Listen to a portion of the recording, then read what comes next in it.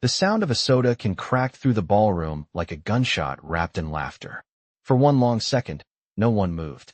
Then the cold brown liquid poured over the woman's red dress, sliding down her arms, dripping from her chin, staining the marble floor like a wound. The orchestra stopped mid-note. A waiter froze in the corner, holding a silver tray that suddenly felt heavier than steel. Alexander Drake, the man in the black tuxedo, smiled with the confidence of someone who believed he could do no wrong. He was the kind of man who had built empires, who signed checks that could buy silence, who thought humiliation was just another form of dominance. That, he said softly, is for making me look like a fool in front of my board. His voice was low, but it carried through the chandeliers, through the breathless crowd, through her heart. Naomi stood still, her soaked uniform clinging to her skin. She did not scream. She did not beg. She only looked at him, her eyes steady, the color of quiet storms. Around them, guests whispered like wind rustling in fear. Some held their phones up but lowered them quickly, afraid of being seen watching the downfall of a powerful man's wife. The air was thick with wealth and cruelty. The smell of champagne and shame mixed together. Naomi's mind did not go to the coke dripping from her shoulders. It went to the night she first met Alexander, in a restaurant smaller than this chandelier. She had been a waitress then too, tired but kind. He was charming, confident, speaking about justice and hard work. She believed him. She had believed in his promise that love could cross power. Now she stood in the proof that power had swallowed love whole. Alexander turned away from her, laughing too loudly. His voice echoed off the marble like glass breaking. "Get her cleaned up," he told the guard. "She is making a mess." The guard hesitated, his eyes darting between them. The man who owned the room was losing control of it. Naomi's fingers trembled, not from fear, but from restraint. Every instinct told her to leave, but something deeper whispered stay. Justice is never loud. It waits. The ballroom lights glimmered on her face as she whispered to herself, "He is not the man I married." In the silence that followed, the coke pooled around her heels like melted amber, a crown of humiliation turning into a mirror. She could see her reflection in it, a woman who had once believed in grace, standing inside a palace built on pride. Then, far behind the crowd, heavy footsteps echoed. The door opened. The laughter died. 3 men in dark suits stepped inside. The tallest one paused under the chandelier, his gaze fixed on the woman in red. His accent cut through the silence like a blade wrapped in velvet. "You poured soda on my wife," he said. Alexander turned, confused, not yet understanding that the night he thought he owned was about to become his reckoning. The room held its breath. Naomi closed her eyes for a moment, her pulse steady, her dignity intact. The storm had arrived, and she was no longer the victim. She was the witness to the fall of arrogance. The grand ballroom felt smaller now, as if the air itself had grown heavy enough to crush sound. The man standing beneath the chandelier was not dressed like the others. His white shirt clung to his shoulders, the sleeves rolled up to his forearms, revealing veins and a tattoo of a silver serpent that coiled around his wrist. His name was Luca Romano, a name whispered in every back alley from Naples to New York, a man people only mentioned when they wanted something fixed or feared something broken. His eyes were cold steel and quiet fire. Around him, 2 men in dark suits flanked the door, silent as walls. Every guest felt the shift in gravity. Money had ruled this room a minute ago. Now fear did. Alexander Drake blinked, trying to steady his smile. "Excuse me," he asked, the words a brittle mask. Lucas stepped closer, his boots clicking softly on marble. "You poured soda on my wife," he repeated, slower this time, each word carved from stone. The sound of ice in glasses stopped. A violin string snapped in the corner. Naomi did not move. She did not speak.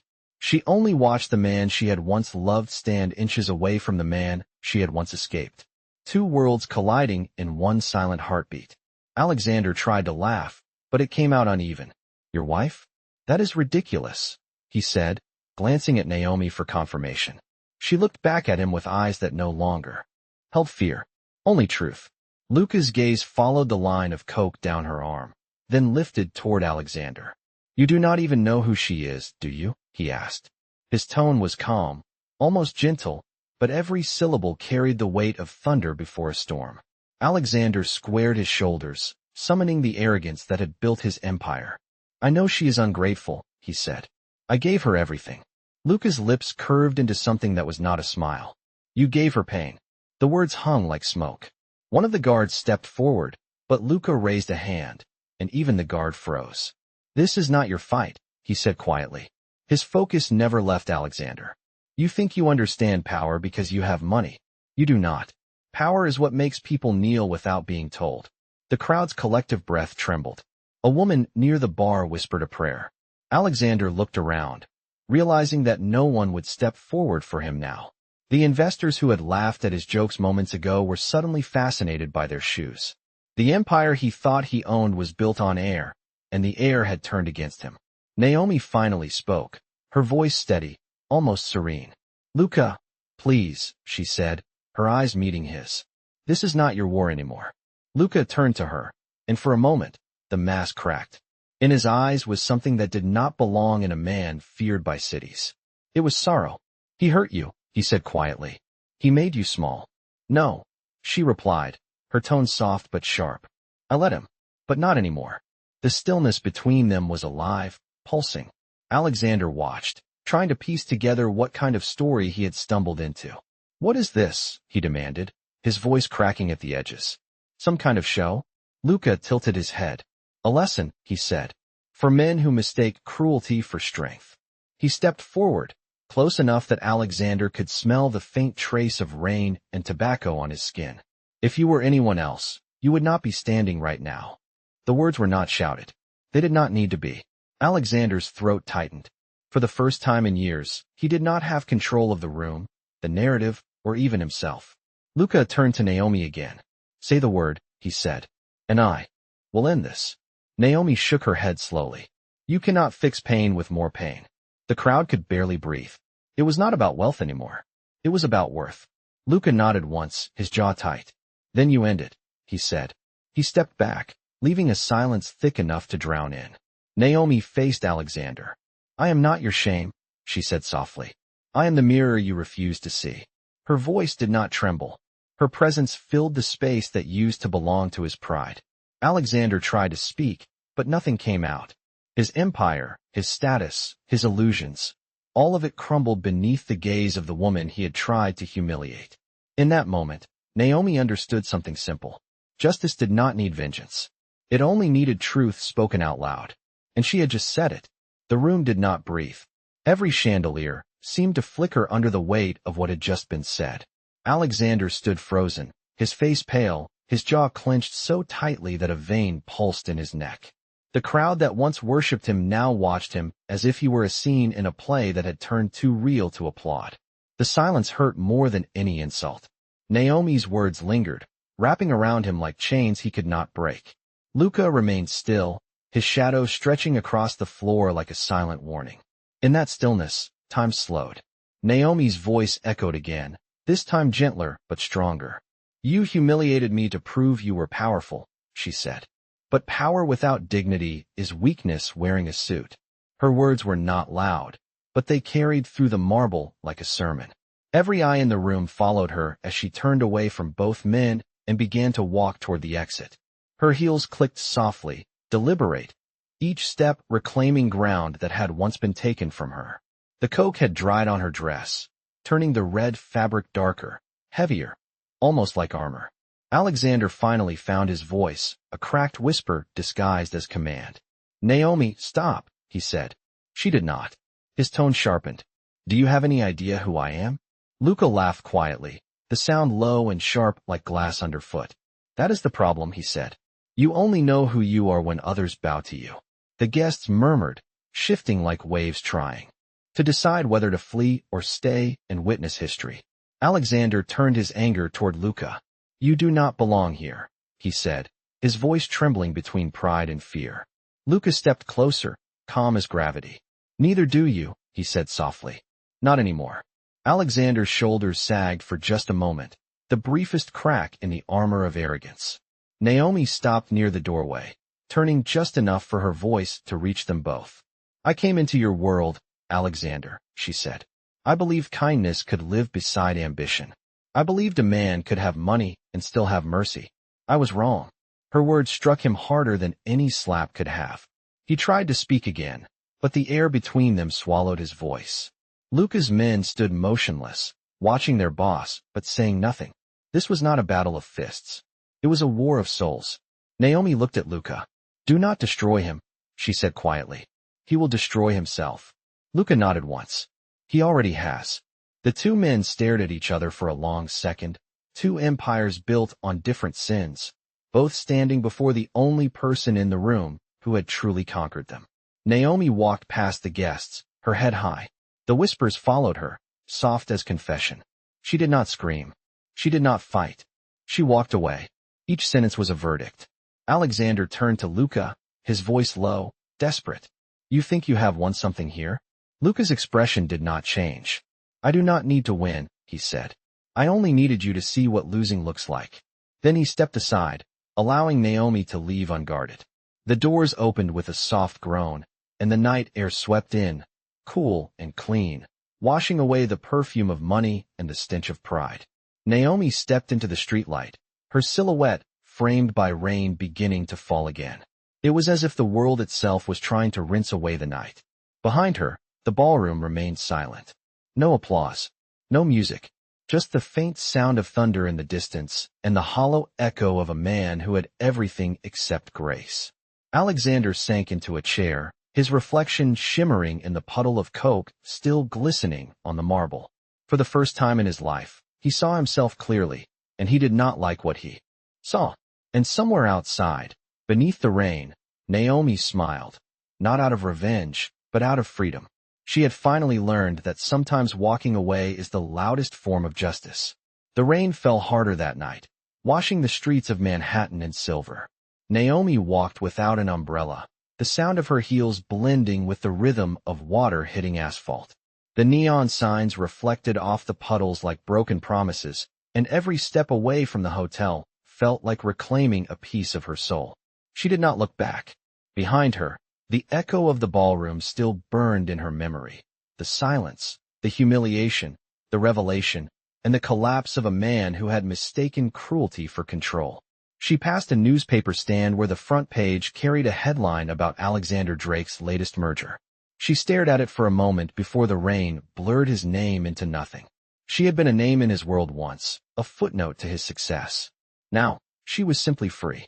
Luca watched from across the street, leaning against a black car. His men waited inside, but he stayed in the rain. When she reached the corner, he spoke softly. "You should not walk alone tonight," he said. She stopped, her breath visible in the cold air. "I have been alone for a long time," she answered. He nodded slowly, understanding more than he would admit. "You handled it better than I would have," he said. She smiled faintly. "That is why we could never stay together." His expression softened, a rare glimpse of the man behind the reputation. "You were always the brave one," he said. "You left everything behind, even me." "I left the darkness," she replied. "You taught me to survive. I just forgot how to live." For a moment, the city noise faded, and there were only two people standing in the rain, carrying the weight of choices that had led them in opposite directions.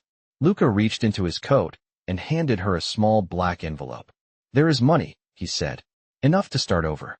Consider it a debt repaid." Naomi looked at the envelope, then at him.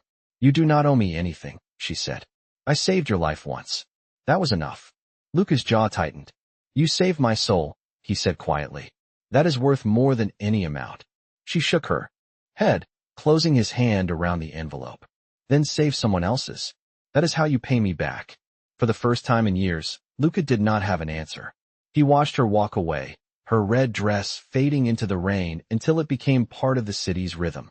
Back inside the hotel, Alexander sat alone in the empty ballroom. The guests were gone. The music had stopped, and the champagne was nothing but sticky residue on the marble. He stared at the reflection of the chandelier in the puddle of spilled coke. It trembled each time he moved, like the truth refusing to hold still. His phone buzzed with messages from publicists and board members, but he ignored them. There was nothing left to control. The empire he had built had cracks no money could fix. He thought of Naomi's voice, calm and unwavering. "Power without dignity is weakness wearing a suit." The words looped in his mind until they no longer sounded like an accusation but a prophecy. He stood slowly, walking to the window. Outside, the city was alive and uncaring. For the first time, he felt small. Not because someone had taken his power, but because he had given it away. Somewhere in the distance, thunder rolled again, soft but certain. It sounded like change. Naomi reached her small apartment in Harlem just before midnight. The lights flickered as she turned the key. The air smelled like rain and old coffee. On the counter sat a single candle, the same one she used to light on nights she needed courage. She struck a match and whispered, "Thank you, Grandma," before setting it aflame. The soft glow filled the room. It was not much, but it was hers. No more marble halls. No more masks. Just peace. And as the candle burned, Naomi finally let herself cry, not from sadness, but from release. Each tear carried away a piece of pain she no longer needed to hold. The next morning broke slow and gray over Manhattan. Rain clouds still hung low, pressing against the skyline like a weight that refused to lift. Naomi stood by her small apartment window, watching the city breathe. She held a cup of coffee in both hands, the steam curling around her face like a quiet prayer. Her phone buzzed nonstop, but she did not look at it. She already knew what it would say. The night had gone viral. Someone had recorded everything. The coke, the silence, the confrontation, the moment she walked away. The clip had been shared, reposted, and dissected by millions of strangers. Headlines were everywhere. Billionaire CEO humiliated his wife in public. Mafia boss intervenes. The words made her stomach twist, not because of shame, but because truth had turned into entertainment. She whispered to herself, "They do not know the story." Then she turned off her phone and went to work. At a small cafe near Harlem's Main Street, Naomi wiped tables and refilled sugar jars. The owner, Mrs. Jennings, had known her for years and said nothing about the video. She just gave Naomi a nod that meant, "I saw, and I understand." It was the kind of kindness that needed no words. By noon, customers began recognizing her. A woman in a raincoat said softly, "You are the one from the video. You were brave." Naomi smiled politely. "No," she said. "I was just done being silent." Back downtown, the storm had shifted. Alexander Drake's face was on every news channel, but not in celebration. The board had suspended him pending an investigation into misconduct. His empire trembled. Investors fled. Partners cut ties. The same people who had once worshipped his name now pretended they had never known him. Alone in his penthouse, Alexander stared at his reflection in the dark glass of his window. The skyline shimmered, indifferent. He looked at the phone on his desk, her number glowing on the screen. His thumb hovered over it, but he could not press call. What could he possibly say?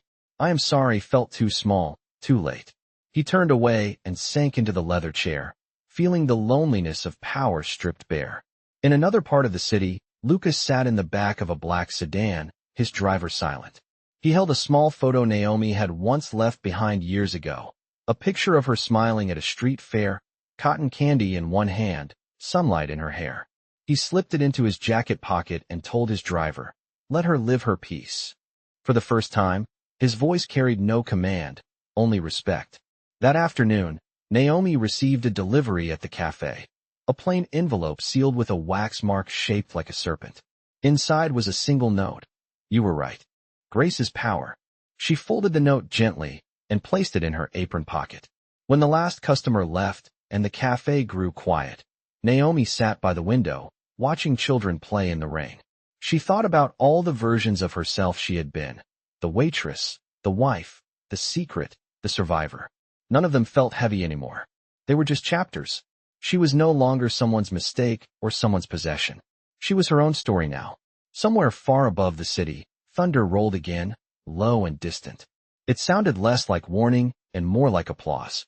Naomi smiled, sipping her coffee, knowing that sometimes justice did not arrive in courtrooms or headlines. Sometimes it arrived in silence, in a woman who walked away with her head high, while the world finally looked up to see what dignity truly looked like. The city that once worshipped Alexander Drake now whispered his name like a cautionary tale. His offices were quiet, his assistants gone, his investors scattered.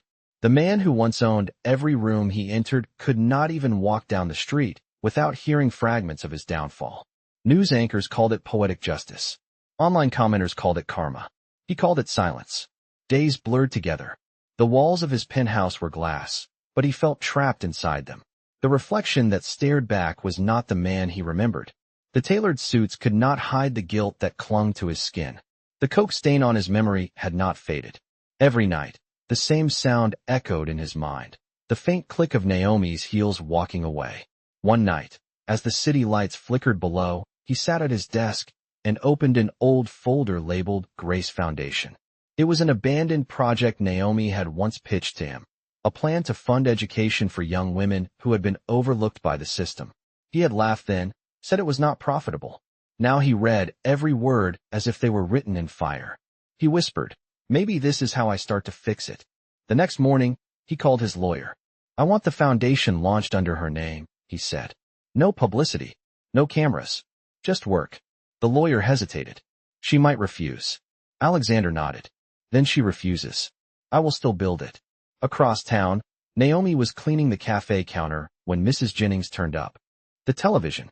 The morning news anchor spoke about a new foundation funded anonymously, aimed at providing scholarships and safe housing for women starting over.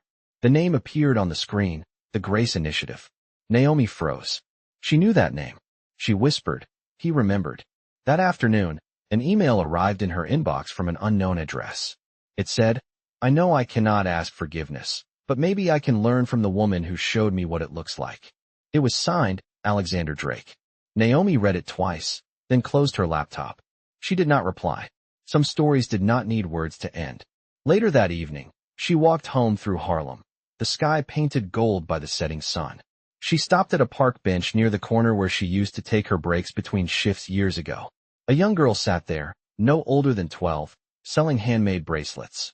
Naomi bought one, the string uneven but full of effort. The girl smiled shyly. "You do not have to pay," she said. Naomi shook her head. "I am not paying for the bracelet," she said. "I am investing in you." The girl grinned, not fully understanding, but she would someday. Naomi slipped the bracelet on her wrist, the colors bright against her skin. It felt like a small circle of hope, unbroken and new. Back downtown, Luca watched the city from a balcony, a glass of whiskey untouched beside him. One of his men approached. "She is doing well," he said. Luca nodded. "Good. She deserves peace." Then he added, "And tell the boys, no one touches the Grace Initiative. Not ever." The man understood and left without another word. Luca looked up at the skyline. For the first time, the night felt lighter. Justice had arrived in a way none of them expected, not with vengeance, but with purpose. Naomi's name had become a quiet revolution, her story a reminder that true power was not about fear or wealth. It was about decency. Somewhere beneath the hum of the city, a new world was beginning to breathe, built not by billionaires or criminals, but by grace itself. The sky over New York was a pale gray curtain when Alexander Drake finally stepped outside after weeks hidden behind glass walls. His security team had been dismissed. His suit was gone. In its place, a simple gray coat and tired eyes. He walked with no destination, only a quiet ache that had followed him since that night. The streets that once parted for him no longer noticed. He passed a digital billboard flashing the words "The Grace Initiative" and paused. Below it, smiling volunteers handed food to families waiting in line. He watched as a woman in a yellow raincoat bent down to tie a child's shoe, her laughter spilling into the air like sunlight after rain. Naomi. She had not seen him yet. For a moment, he wanted to leave, to let her live in peace, but something inside him whispered, "Stay." He waited until the last group left, then approached slowly. When she finally turned, their eyes met. Two lives that had been fire once, now smoke. She did not look angry, just calm. "You should not be here," she said softly. "I know," he answered. His voice was rough, honest. "But I needed to see it. The work you are doing. It is beautiful." She looked down, her hands clasped together. "It is not mine anymore," she said. "It belongs to every woman who was told she was less." He nodded. "Then you changed more than I ever could." The silence that followed was not heavy. It was human. "I built this foundation in your name," he said finally. "Not for forgiveness. For understanding."